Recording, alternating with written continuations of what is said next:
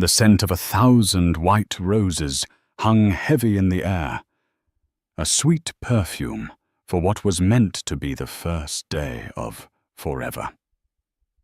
For Ava Montgomery, this was it, the culmination of a lifetime of dreams, standing on the precipice of becoming Mrs. Nathaniel Harrison. The 7-carat diamond on her finger was cold against her skin, a stark contrast to the warmth flooding her heart. The guests were seated. The string quartet was poised, and the man she loved more than life itself was waiting. All she had to do was walk down the aisle. But a closed door, a muffled voice, and a single whispered name were about to turn her fairy tale into a battlefield. The bridal suite at the Serenity Vineyards was a study in controlled opulent chaos. Sunlight, thick and golden, as the local Chardonnay streamed through the floor-to-ceiling French doors, illuminating dust motes dancing in the air like tiny celebratory sprites. Ava Montgomery stood before a gilded full-length mirror, a vision in ivory silk and hand-crafted lace. The dress, a bespoke creation she'd flown to Paris for, clung to her frame as if spun from moonlight and promises. Its train cascaded behind her, a magnificent waterfall of fabric that pooled on the antique Persian rug. Every detail was perfect, meticulously curated over 18 months of obsessive planning. The calla lilies in the crystal vases were the exact shade of cream she'd specified. The bridesmaids' dresses, a soft dove grey, were hanging in a neat row waiting for their occupants. A bottle of vintage champagne sat chilling in a silver bucket, its cork still caged a silent metaphor for the breathless anticipation that filled the room. This wasn't just a wedding. It was a production, the merger of two powerful families, the Montgomerys and the Harrisons, orchestrated to perfection. But for Ava it was simpler and infinitely more profound. It was the day she was marrying Nate. She lifted a hand, her fingers trembling slightly to touch the delicate veil pinned into her intricate updo. Her reflection stared back, a woman she almost didn't recognize. The usual determined set of her jaw was softened. Her sharp blue eyes, usually focused and analytical from years in corporate strategy, were wide and glistening with unshed tears of joy. She was happy. Terrifyingly, deliriously happy. "Stop fidgeting or you'll smudge your mascara, and I am not doing that winged liner again." A voice both fond and firm cut through her reverie. Ava smiled, her eyes meeting Olivia Chen's in the mirror. Liv, her maid of honor and best friend since their freshman year at Stanford, stood behind her, a fortress of calm in a sea of pre-wedding jitters. While Ava was the dreamer, Liv was the pragmatist, the one who read the fine print on every contract and every man Ava ever dated. "I can't help it," Ava breathed, her voice barely a whisper. "Is this real? Am I really about to marry Nathaniel Harrison?" Well, unless he's done a runner in the last 5 minutes. All signs point to yes. Liv said, her lips quirking into a wry smile as she adjusted a stray piece of lace on Ava's shoulder. "Though I still maintain that calling him Nathaniel sounds like you're about to scold him, not marry him." Ava laughed, a genuine bubbling sound. "I love his name. I love everything about him." She did. She loved the way Nate's eyes crinkled at the corners, when he smiled, the low rumble of his laugh that seemed to vibrate right through the ambitious fire in him that mirrored her own. He understood her in a way no one else ever had. He saw past Ava Montgomery, the heiress to the Montgomery media empire, and saw just Ava. He championed her successes, soothed her insecurities, and made her feel cherished. He was in every conceivable way her perfect match. Of course, Liv had been skeptical at first. "He's too smooth, Ava," she'd warned a year ago over cocktails. Men that charming are either selling something or hiding something. But even Liv's well-honed cynicism had eventually melted under Nate's relentless charm and his seemingly genuine adoration for Ava. He'd won over her best friend, and more importantly, he'd earned the cautious approval of her father, Robert Montgomery, a man who viewed most of his daughter's suitors as hostile takeover attempts. The door to the suite opened, and Mrs. Eleanor Harrison, Nate's mother, swept in. She was an impeccably preserved woman whose posture suggested she was constantly balancing the family's social standing on her perfectly coiffed head. "Ava, my dear, you look absolutely stunning," she said, her voice crisp. "A perfect bride for my perfect son. The photographer is ready for the pre-ceremony portraits. We are running on a very tight schedule." Everything with Eleanor was about the schedule, the appearance, the flawless execution of the event. Ava suspected her future mother-in-law viewed the wedding less as a sacred union and more as the social event of the decade, a testament to the Harrison family's enduring influence. "Of course, Eleanor. I'm almost ready," Ava said, her smile feeling a little more practiced. "Good. Nathaniel is in the study just down the hall, making a few last-minute calls. Something about the Singapore deal. That boy always working," Eleanor said with a proud sigh before turning her attention to one of the bridesmaids, who had a minuscule wrinkle in her dress. Ava's heart swelled. Even now, minutes before their wedding, Nate was closing deals, securing their future. He was so driven. She felt a fresh wave of love for him. After a flurry of photos that blurred into a series of bright flashes and strained smiles, the photographer finally departed. The bridesmaids were ushered out to take their places, and Eleanor Harrison went to ensure the guests were all perfectly arranged. "Okay, 10 minutes until showtime," Liv announced, checking her watch. "How are you feeling?" "Nauseous, elated." "Want to make a run for it?" "Elated." Ava confirmed, her voice firm. I need a minute, alone, just to breathe." "You got it," Liv said, giving her shoulder a reassuring squeeze. "I'll be right outside. I'll run interference on anyone who tries to come in, especially your future mother-in-law and her minute-by-minute itinerary. Take your time." Liv slipped out of the room, closing the heavy door behind her with a soft click. Ava was finally alone.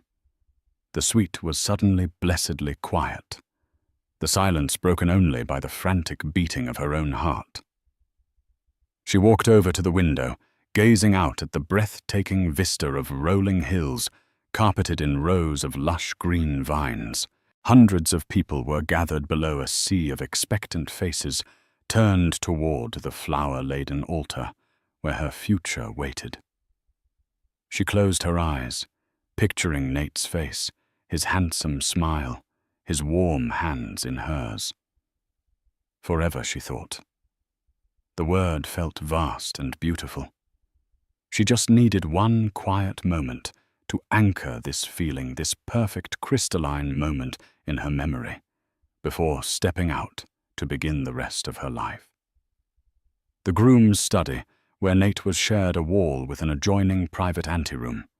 Seeking total silence, she slipped into the small, book-lined space, a quiet sanctuary, away from the main suite, just to gather her thoughts in complete solitude. The anteroom was a pocket of tranquility, a stark contrast to the buzzing energy of the bridal suite. The air smelled of old leather and lemon polish. A single high-backed armchair, sat beside a small table, a space clearly designed for quiet contemplation. Ava sank into the plush velvet, the voluminous skirt of her wedding dress sighing around her. For the first time all day, she felt she could truly breathe. She closed her eyes, counting her heartbeats, trying to slow the wild, joyful gallop in her chest. 1, 2, 3, 4. The silence she had craved was suddenly broken. It wasn't loud, just a low murmur from the other side of the wall that connected to the groom's private study. Nate's voice. A soft, involuntary smile touched Ava's lips. He was still in there. She imagined him pacing the floor, handsome and impossibly dashing in his custom tuxedo, perhaps practicing his vows one last time. The thought was so endearing it made her heart ache with affection. She leaned her head back against the chair, content to just listen to the cadence of his voice, the familiar timbre that was her favorite sound in the world.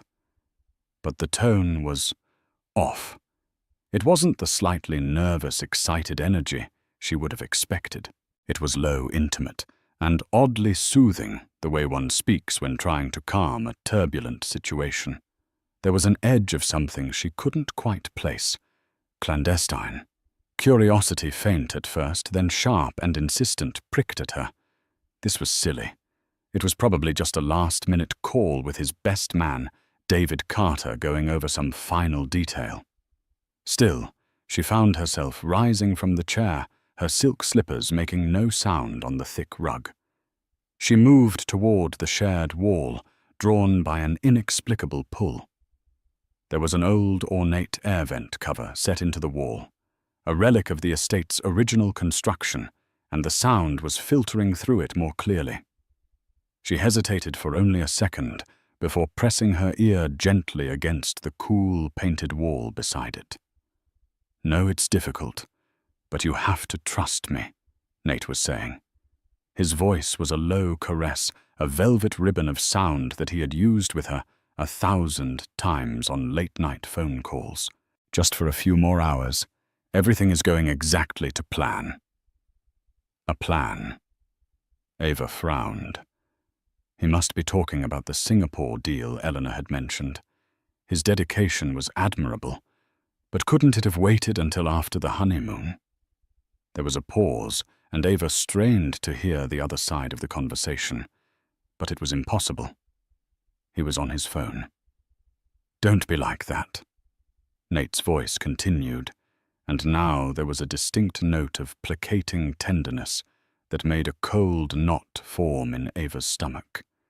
It was a tone she knew intimately, the one he used after they'd had a small disagreement, the one that melted her every time. "You know it's not like that. You can't possibly think this ceremony means anything more than a business transaction." A business transaction. The words hit her like stones. Her breath caught in her throat.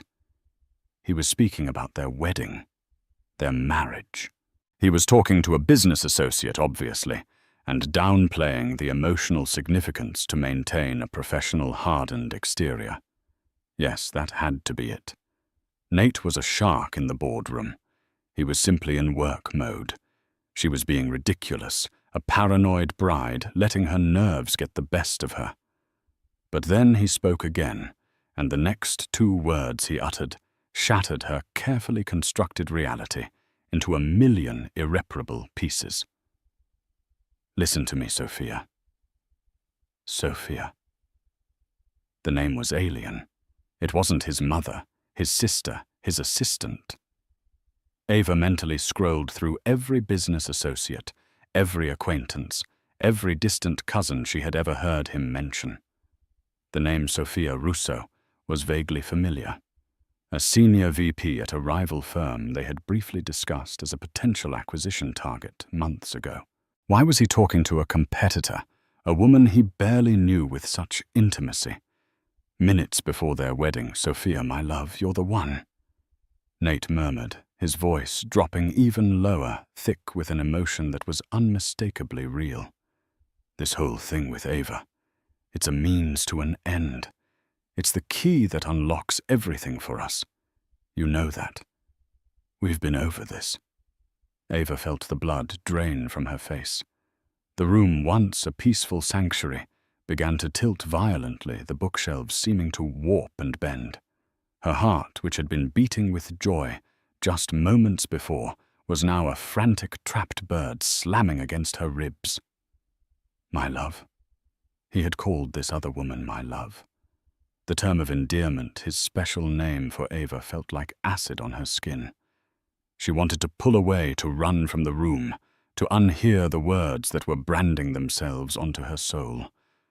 But she was frozen, pinned to the spot by a horrifying magnetic force. She had to know. She had to hear the rest of the lie that had been her life. Leaning against the wall, Ava felt the cold plaster seep through the delicate lace of her dress, a chilling premonition of the ice that was rapidly encasing her heart. The world had narrowed to this one single point, the sound of her fiancé's voice weaving a tapestry of betrayal through the thin partition. Every word was a thread, pulling taut, strangling the beautiful picture of the life she thought they were building together. "Of course she's beautiful," Nate was saying, a dismissive, almost clinical assessment that made Ava's stomach clench. "And smart. That's what makes her the perfect front. Robert Montgomery adores her. He wouldn't sign over proxy control of his media shares to just anyone's husband. He's doing it for her. He thinks he's securing his little girl's future with a man who loves her." A wave of nausea washed over Ava so powerfully she had to press a hand to her mouth. This wasn't just infidelity. This was a calculated long con, a corporate raid disguised as a romance. Her father. He was using her love for him to get to her father, to gain control of the company her grandfather had built from the ground up. The prenuptial agreement, which she had thought was a standard formality, now loomed in her mind as a sinister document. She remembered Nate being the one to suggest a clause, an unusual one, about merging certain voting rights in their respective family companies to show a united front. Her father's lawyers had questioned it, but Nate, with his easy charm, had convinced everyone it was a gesture of ultimate trust. It wasn't trust, it was a Trojan horse. "No, don't cry, baby. Please don't cry." Nate soothed into the phone, and the false tenderness in his voice was grotesque. "Nothing changes between us. This is just a piece of paper, a performance. Think of it as the most lucrative acting job of our lives. Once the merger is complete and the Montgomery assets are leveraged into our new venture, I'll initiate the exit strategy. A quiet, amicable divorce in a year or two, citing irreconcilable differences. By then it will be too late for them to undo the financial ties." A year or two. He had their entire sham marriage and its demolition planned out. He spoke of it with the same dispassionate strategy he would use to describe a stock portfolio. He would live with her, sleep with her, pretend to love her for up to 2 years, all while his heart belonged to this Sophia, and his ambition belonged to her family's legacy. Ava thought back to their entire relationship.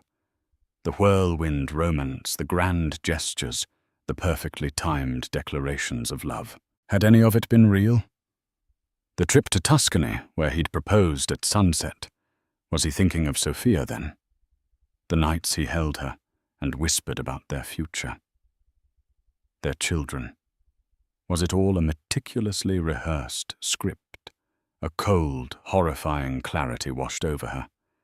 She saw it all now, the way he'd subtly steered conversations toward her father's business dealings, his casual interest in the company's Q3 earnings, the way he'd seamlessly integrated himself into every facet of her personal and professional life.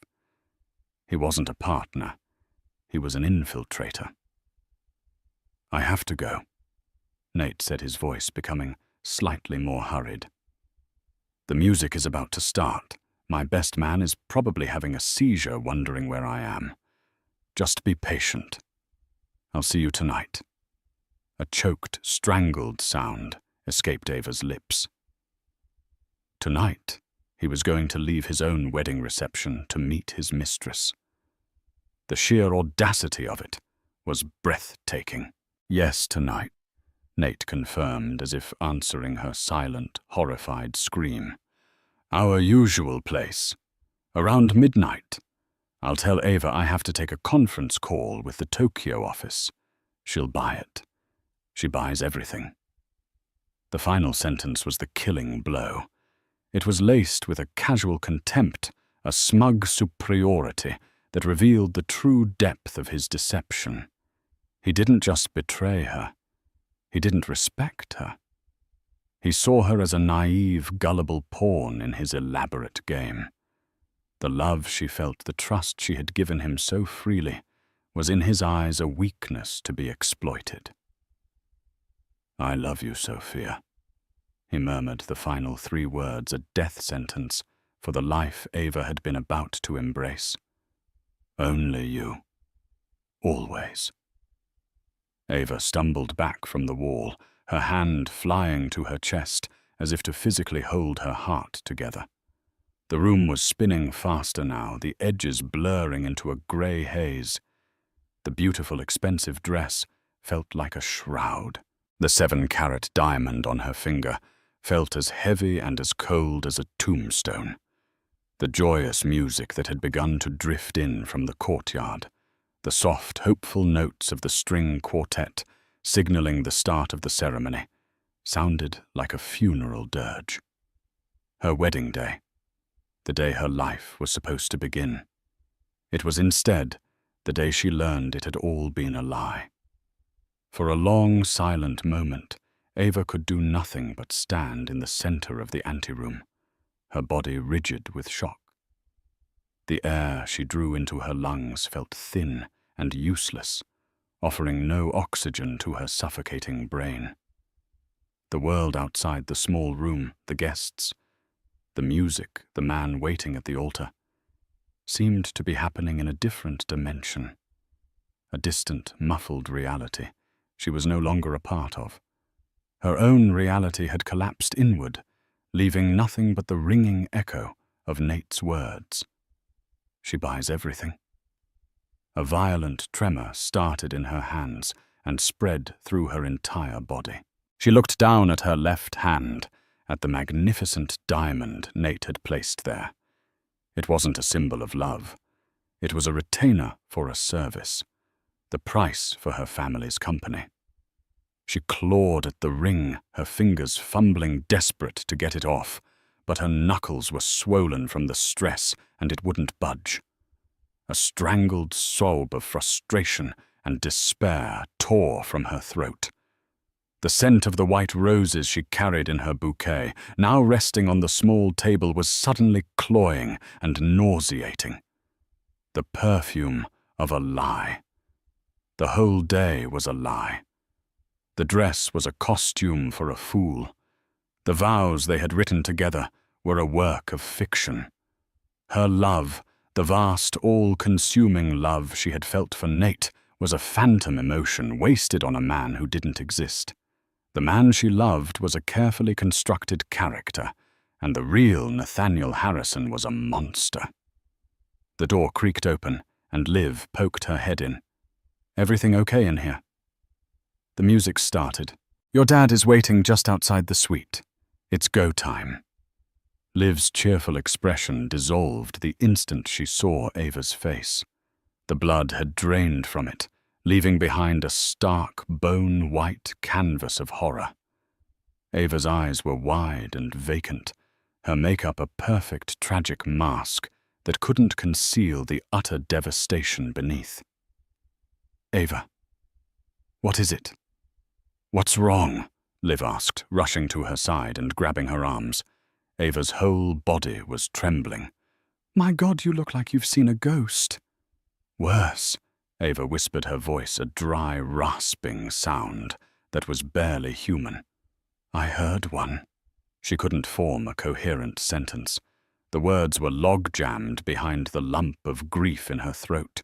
She could only point a shaking finger toward the wall that separated her from the man who had just annihilated her world.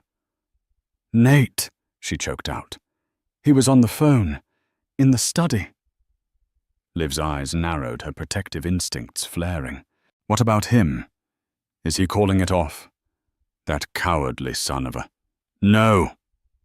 Ava cut her off, a single hysterical laugh escaping her lips. It was a terrible sound, sharp and broken. He's not calling it off. It's a performance. The most lucrative acting job of our lives.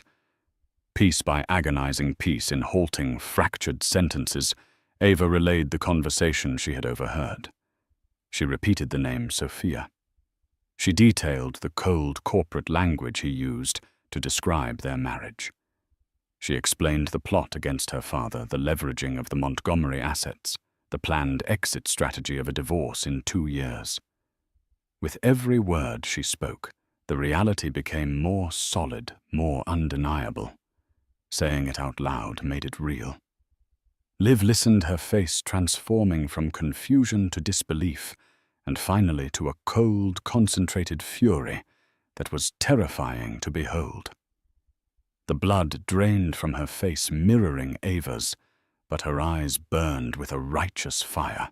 All her initial doubts, all the subtle red flags she had brushed aside for Ava's sake, came roaring back. I knew it. Liv hissed, her voice low and venomous.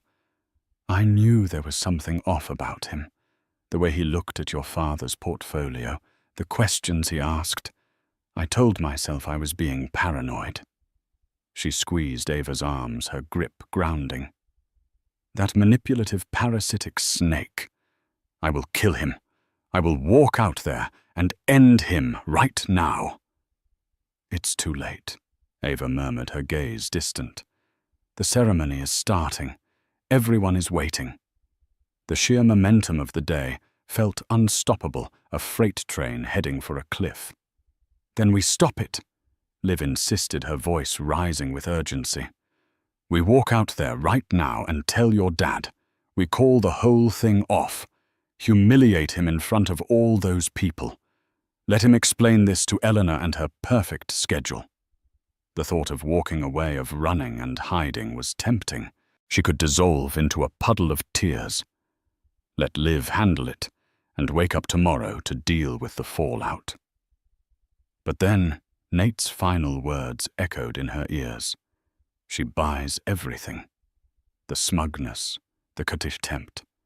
He saw her as weak a fool to be played. If she ran away crying, she would be proving him right. He would spin a story, paint her as an unstable runaway bride, and perhaps even salvage his reputation. He would win. A new feeling began to stir beneath the crushing weight of her grief. It was small at first, a tiny ember in the ashes of her heart. But as she looked at her own reflection in the darkened window pane, a woman in a white dress, shattered but not yet broken, that ember began to glow. It was rage. A pure, clarifying rage. He was not going to win. He was not going to destroy her family and walk away unscathed. She would not be the victim in his story. She would be the reckoning. No, Ava said, her voice suddenly steady, infused with a chilling calm. We're not stopping it. I'm not running. She straightened her shoulders, lifting her chin. Her eyes, when she met Liv's in the mirror, were no longer vacant. They were blazing. I'm walking down that aisle. Liv stared at her, utterly bewildered. What, Ava, no? Are you crazy? You can't marry him. You can't stand up there and say vows to that monster. I'm not going to marry him, Ava said, her voice as sharp and cold as breaking ice. I'm going to expose him. The shock that had paralyzed her moments ago had receded, replaced by a preternatural clarity. The grief was still there, a massive, gaping wound in her chest, but her mind was now working with the ruthless efficiency of the top-tier strategist she was. Nate had mistaken her love for foolishness. He had mistaken her trust for blindness. He was about to find out how devastatingly wrong he was. He wants a performance. Ava's lips twisted into a bitter, mirthless smile. I'll give him the performance of a lifetime, in front of our 500 closest friends, family and business associates, in front of my father, in front of his mother. Understanding dawned on Liv's face, followed by a slow, wolfish grin. Oh, you magnificent woman. What's the plan? I need proof. Ava said, her mind racing. It can't just be my word against his. He'll deny everything. He'll call me hysterical, say I have pre-wedding jitters. His mother will back him up. I need something concrete. His phone, Liv said instantly. He was just on it. It has to be in the study. David Carter is in there with him, Ava countered. We can't just walk in. Then I'll create a diversion, Liv said, already moving toward the door. I'll tell David that Eleanor is having a meltdown about the floral arrangements at the main entrance and needs his immediate assistance. She's always having a meltdown about something he won't question it. That should give me a minute, maybe 2. What are you looking for? Call logs, text messages with this Sophia. Anything. Liv's eyes darted around the room, a plan forming. Nate is arrogant. He probably thinks he's untouchable. He might not have even deleted it yet. It's too risky, Liv. If you get caught... The only risk is letting him get away with this. Liv cut in her expression fierce. While I do that, you need to do something for me. Get your father, now. Ava nodded, her resolve hardening. The music is getting louder. We don't have much time. Go. Use the connecting door from the main suite to the hallway. No one will see you. Tell your father there's an emergency with the dress, anything. Just get him to this room, and don't let him leave. I'll meet you back here. With a final determined look, Liv slipped out of the anteroom. Ava took one last deep breath, composing her face into a mask of placid concern. She walked back into the bridal suite, which was now empty, and opened the main door to the grand hallway. Her father, Robert Montgomery, stood there looking regal and proud in his tuxedo, his silver hair perfectly coiffed. His warm smile was the kindest thing she had ever seen, and the sight of it so full of love and pride for her almost broke her. There you are, my darling, he said, holding out his arm. Ready to take the longest, most important walk of your life. Almost, Dad, Ava said, forcing her voice to remain even. There's a small tear in the lace on the back of my dress. Liv is trying to find a pin. Could you come into the anteroom for a second? I don't want anyone else to see. Robert's smile faltered slightly, replaced by concern. Of course, sweetheart. Anything you need. She led him past the empty bridal suite and into the small, quiet anteroom where her world had ended just minutes before. She closed the door firmly behind them. Ava, what is this? Her father asked, his brow furrowed as he looked around the small room. Where's the tear? Ava turned to face him, letting the mask of composure fall away. Her father saw the raw anguish in her eyes, and his entire demeanor changed. The celebratory father vanished, replaced by the shrewd, protective CEO who could spot a threat a mile away. The wedding is off, Ava stated, her voice shaking but clear. What? What happened? Did he do something to you? Robert's hands were already balling into fists, concisely and with a chilling lack of emotion that scared even herself. She told him everything. She left out the heartbreak, the personal betrayal, and focused on the facts that he, as a businessman, would immediately grasp. Nate is marrying me to gain proxy control of your shares. It's a corporate takeover plot, orchestrated with a woman named Sophia Russo.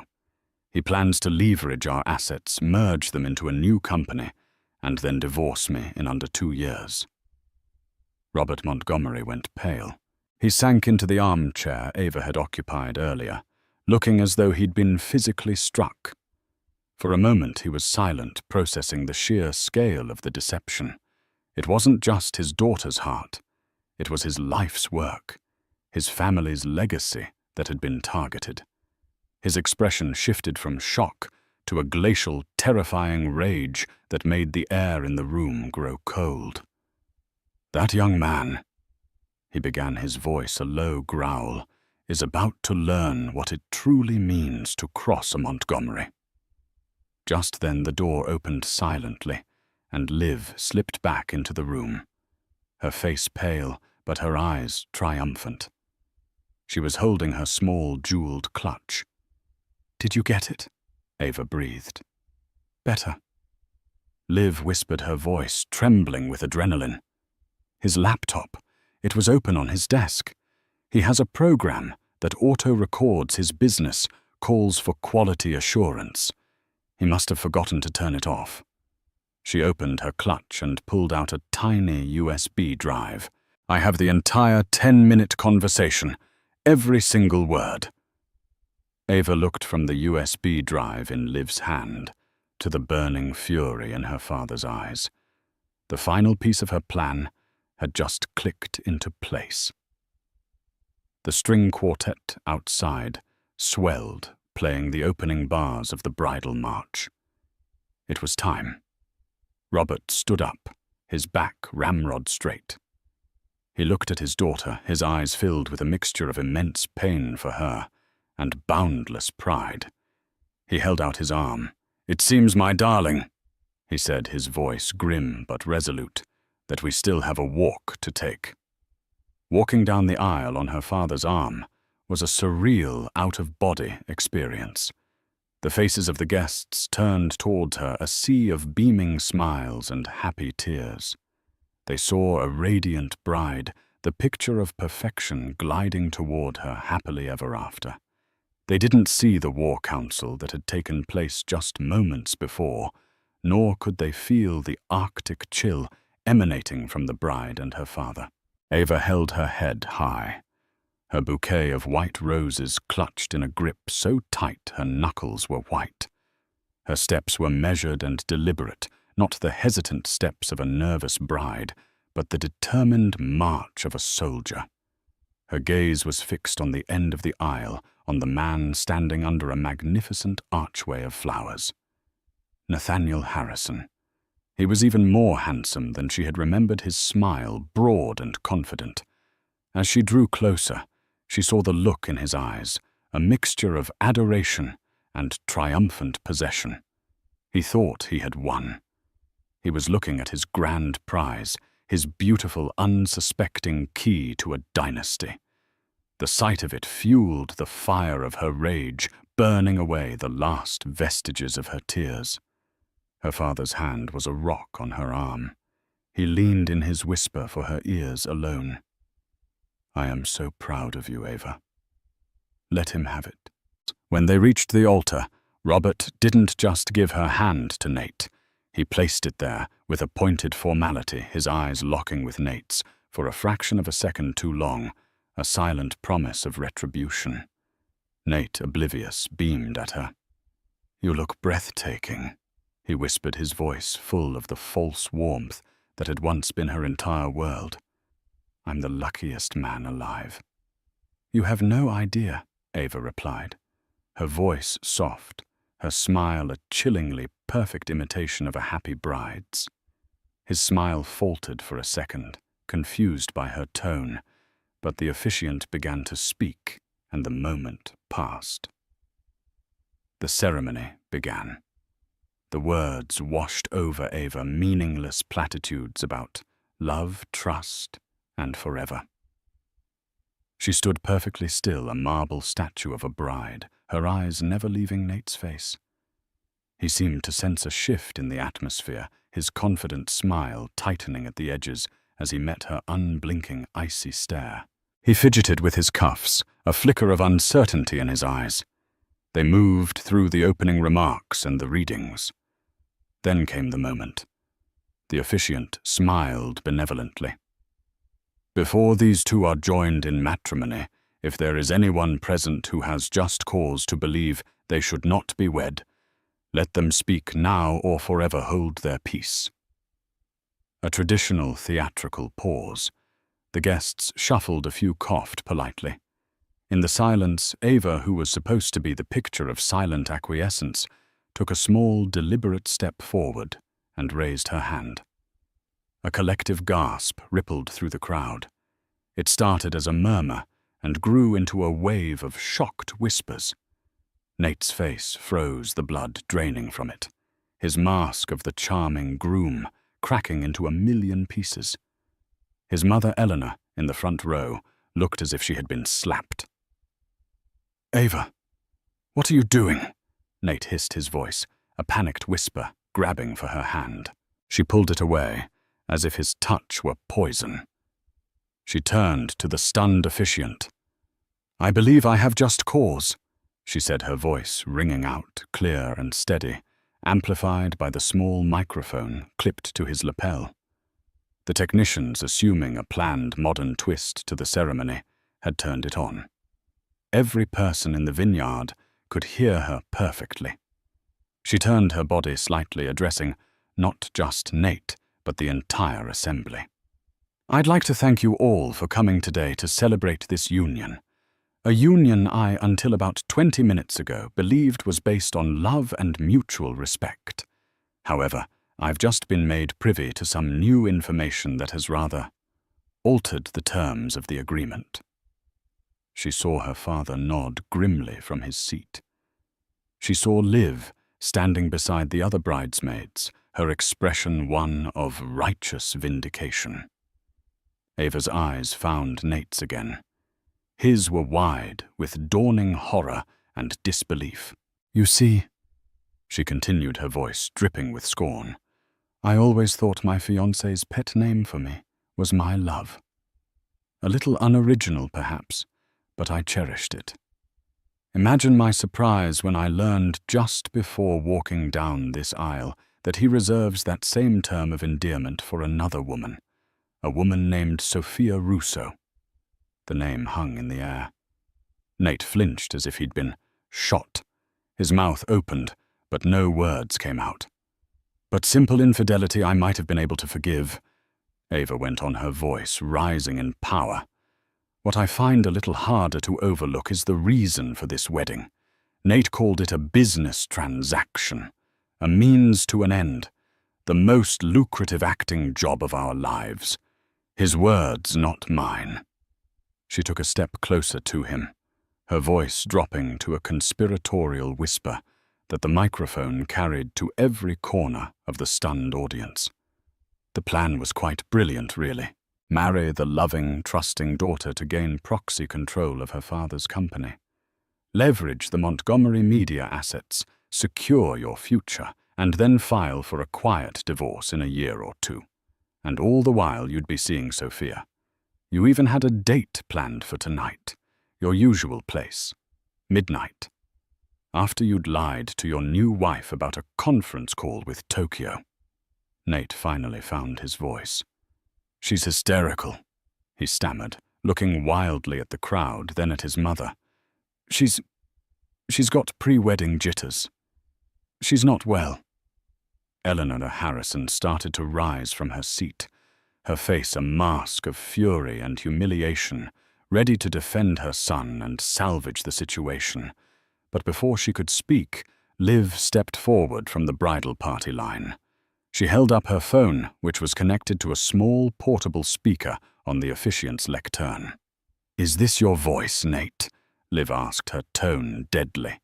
She pressed play, and into the stunned silence of the Napa Valley afternoon, Nate's own voice filled the air, smooth and conspiratorial.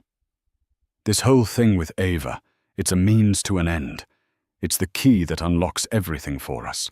I love you, Sophia. Only you. Always." The recording ended. The silence that followed was absolute and damning. The silence was shattered by a cacophony of gasps, angry murmurs, and the frantic clicking of phones as guests began to realize they were witnessing the most scandalous event of the decade. Nate stood frozen at the altar, his face a ghastly shade of pale, exposed, and utterly defeated. The recording of his own voice, his own intimate betrayal, was undeniable proof. The charm, the confidence, the carefully constructed facade had been stripped away, leaving behind a common, pathetic cheat. He looked desperately toward his mother, but Eleanor Harrison was no longer looking at him with maternal pride. Her face was a storm of public humiliation. Her son hadn't just been unfaithful. He had been caught. He had turned the Harrison name into a laughingstock in front of the very society she had spent her life cultivating. Her horror was not for his soul, but for her status. Robert Montgomery rose from his seat in the front row, his presence commanding immediate attention. He didn't look at Nate. He addressed the assembled guests, his voice resonating with the authority of a man who had built an empire. "As of this moment," he announced, his words sharp and final, "Montgomery Media and all of its affiliates are severing any and all ties, both present and future, with Harrison Industries. Any joint ventures are hereby terminated. Our legal team will be in contact." Each sentence was a hammer blow, publicly and professionally dismantling the Harrison family's ambitions. It was a corporate execution performed in broad daylight. Nate finally looked at Ava, a desperate, pleading expression on his face. "Ava, please, we can talk about this. Don't do this." Ava looked at the man she had almost married, and for the first time she felt nothing. No love, no hate, not even pity. There was just a vast, empty space where her feelings for him used to be. He was a stranger, a failed business proposition. She slowly began to pull off her white silk gloves. Then, with a strength she didn't know she possessed, she twisted the 7-carat diamond ring on her finger. It finally came loose. She held it up, letting it catch the afternoon light, a glittering symbol of a toxic lie. She looked him directly in the eye. "My father's company. My family's legacy, my trust. You thought this was the price for all of it," she said, her voice quiet, but carrying the weight of her conviction. She opened her palm and let the ring drop. It hit the stone steps of the altar with a small, definitive clink, a sound of finality that echoed through the vineyard. "You're not wealthy enough to afford my heart." Without another word, without a single backward glance, Ava turned.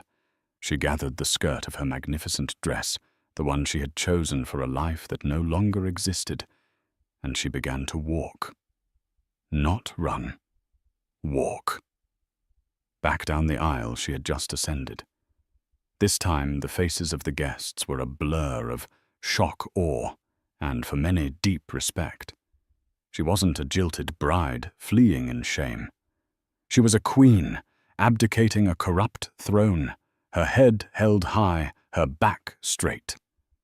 She had walked into this ceremony a naive girl in love, and she was walking out a woman who had saved herself and her family. Her father and Liv fell into step on either side of her as she reached the end of the aisle. They didn't speak. They didn't need to. They simply formed a protective wall around her, their presence a silent testament to the love that was real and enduring. As she stepped out from under the shade of the wedding canopy and into the bright, unfiltered sunlight, Ava took her first deep breath of clean air. The scent of roses no longer seemed cloying. It was just the smell of a beautiful day, the first day of her new unwritten future. The path ahead was uncertain, and the wound of betrayal was deep, but for the first time in a very long time, she was free. The wedding was over. Her life was just beginning. The walk away from the altar was the longest and shortest of Ava's life. Each step was a deliberate severing of a tie to the past. The cacophony behind them, the shocked shouts, the panicked voice of Eleanor Harrison, trying to assert control, its pathetic, fading cries of her name melded into a meaningless roar, the sound of a distant, collapsing city that was no longer her problem. She didn't look back. To look back would be to acknowledge the ruins, and right now all she could do was focus on putting one foot in front of the other. Robert Montgomery guided them with a firm hand on her back, his other arm protectively around Liv, steering them away from the main courtyard and toward the private villa reserved for the family on the far side of the estate. Their footsteps crunched on the gravel path, a stark, rhythmic sound against the chaos they were leaving in their wake. A few of the estate's security staff, alerted by Robert, with a single sharp gesture materialized around them, forming a silent, unbreachable perimeter. They were a small, tight unit, moving through a war zone of their own making. The moment the heavy oak door of the villa clicked shut behind them, the world went silent. The soundproofed walls blocked out the pandemonium, leaving only the sound of their own ragged breathing. For a second, the three of them just stood there in the opulent foyer, the adrenaline of the confrontation draining away, leaving a hollow, buzzing vacuum in its place. And then Ava's body remembered the pain her mind had been holding at bay. A tremor started in her knees, traveling up her body until her teeth were chattering. The magnificent wedding dress, which had felt like armor just moments ago, now felt like a leaden cage. The corset, once a symbol of bridal elegance, was a vice squeezing the air from her lungs. She looked down at her hands, no longer clutching the bouquet, and saw them shaking uncontrollably. The strength that had carried her down the aisle, the cold fury that had fueled her speech, evaporated. All that was left was the girl who had been utterly devastatingly betrayed. I can't breathe," she whispered, her hands clawing at the intricate pearl buttons running down her back. Liv was on her in an instant. Okay, we're getting it off. Dad, give us a minute." Robert, who had already pulled out his phone, his face set like granite, gave a single pained nod and retreated to the far end of the living room, his back to them. He began speaking in low, lethal tones, his voice a weapon being deployed against the Harrison family. "Get our legal team on a conference call. Now! I want a full injunction against Harrison Industries by morning, and get me our head of PR. No, I don't care that it's a Saturday." Liv's fingers, nimble and sure, worked at the impossible buttons. "Just breathe, Ava. In and out. That's it. We're almost there." One by one, the buttons came undone, and with each release, a wave of despair washed over Ava. It was as if the dress had been holding her together and now she was coming apart at the seams.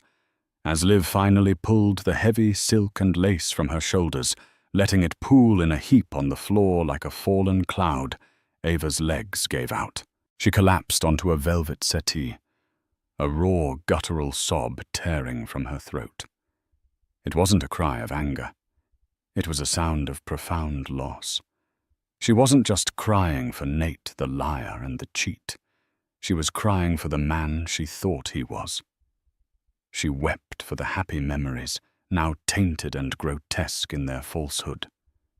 She wept for the future she had so meticulously planned, the home they were going to build the children she had imagined with his smile.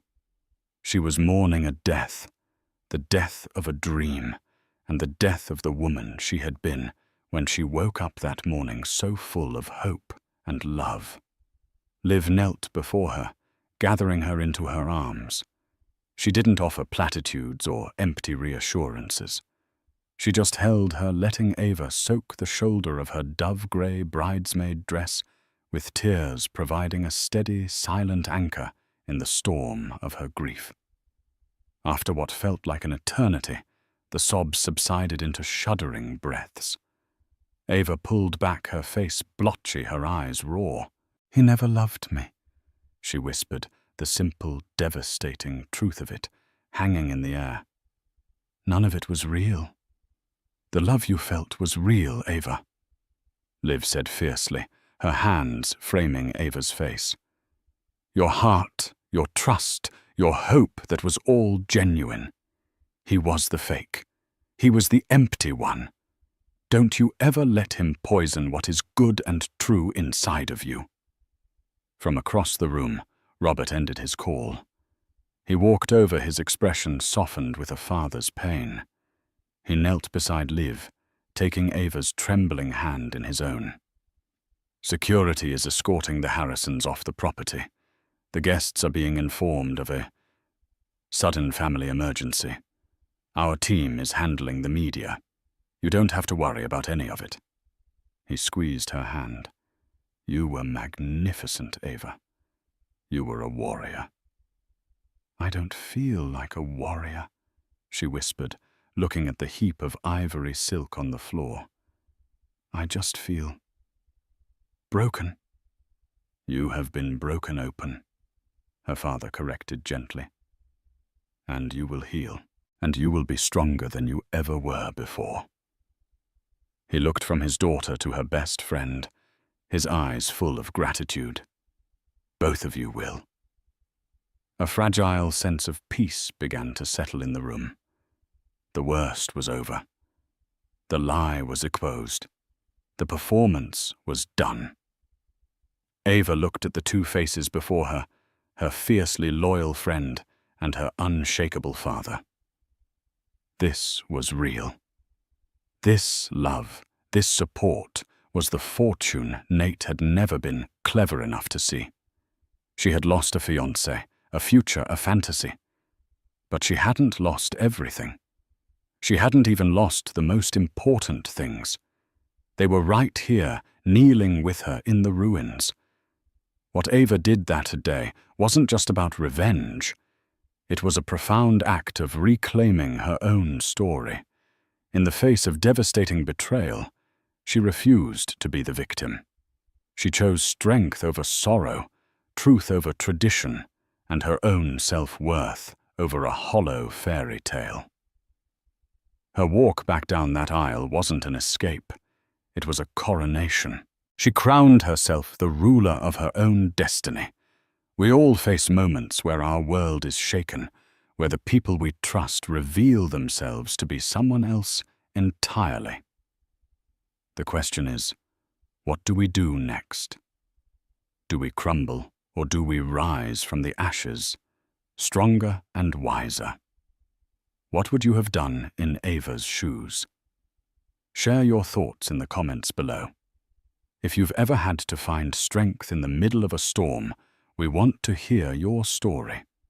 Your journey could be the inspiration someone else needs to hear today.